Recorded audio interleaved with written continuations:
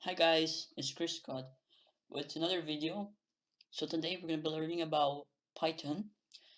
For this video, I'm going to be introducing with Python by installing Python. So to do that, you go on Google, you search out Python, download. You probably go this page and you just click download Python, and you'll have it's going to be downloading inside your download folder. Once it finishes, click it.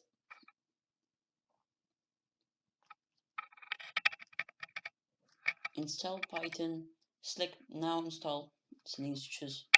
So you're going to have options to select install Python with default setting or choose customized settings. Don't need to worry about that. Just press install now.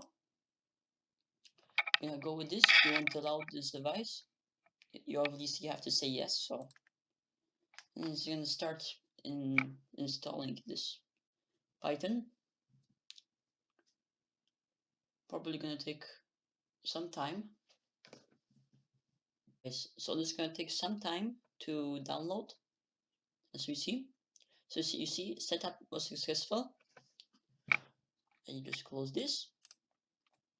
Now, if you're of Windows computer, you just click here and you just search Python, and you'll see it's ready in your desktop Python. So you just click that, and now as you see, this is Python.